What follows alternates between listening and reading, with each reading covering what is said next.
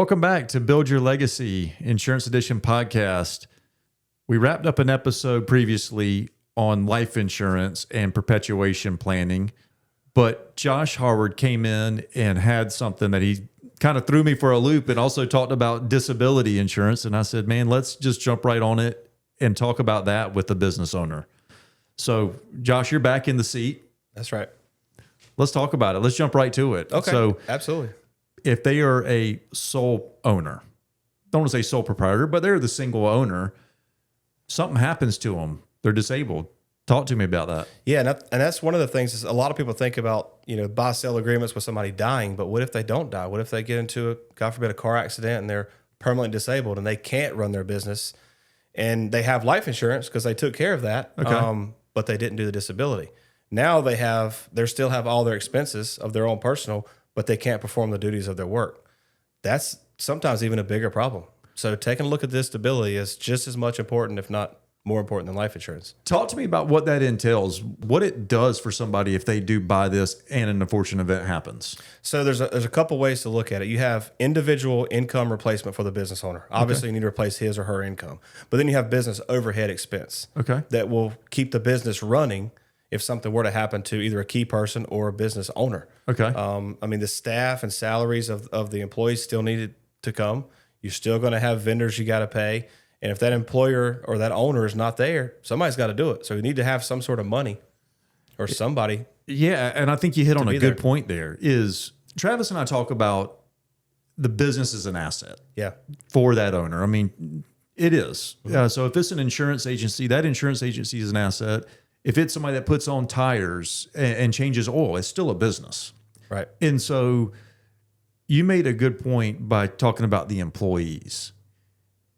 If your asset has every employee walk out or leave because they're not getting paid, you have no asset anymore. Right.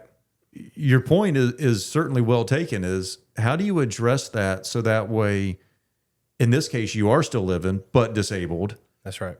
And you just don't want to see your asset just completely fizzle out. Yep. And that's where, like, going back to the other episode that we did, having that conversation and that plan, figure out what you want if each, ABC scenario happens, and then you figure out how to fund that agreement or that plan. And that would be business overhead expense that would at least cover your expenses for, and you could buy different time periods. You can buy 6 months or a year, whatever, and they can give you a lump sum. So if you become disabled, you can get your monthly income replaced. You can get a lump sum of money to keep your business running.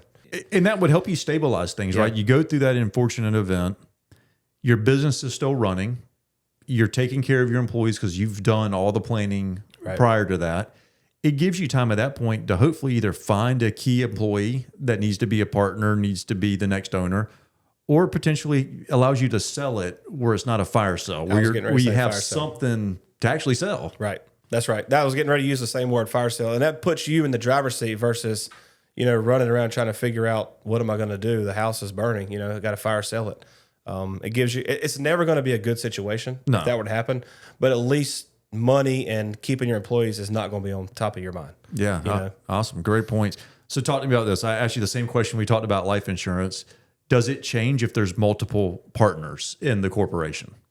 I would say yeah. With disability, it does a little bit more because having overhead expense changes depending on who it is, who we're talking about. Because if it's just a key employee, you're not going to be able to get the same business overhead expense as you would if it's the actual business owner. But it still needs to be looked at and talked about. I think your advice over and over is have a plan. Yes, that's right. Have a plan. Don't just go into something and just think it's just going to happen. That's right. And don't think it will never happen to me, because I've been doing this long enough to know I can give you plenty of examples where I personally thought it was never going to happen, that I was selling a product that was probably never going to pay out, and it ended up paying out. Yeah, unfortunately. And I've never delivered a check to a widow or a disability business owner that was too big. I've never done that. I've never had a widow or a beneficiary say, shouldn't have done this. It's too much money. So just keep that in mind. Good point. Anything else you can think of that we need to hit on with the disability insurance here? No, I guess kind of dovetailing in maybe in a future episode talking about long-term care, because that's basically a disability.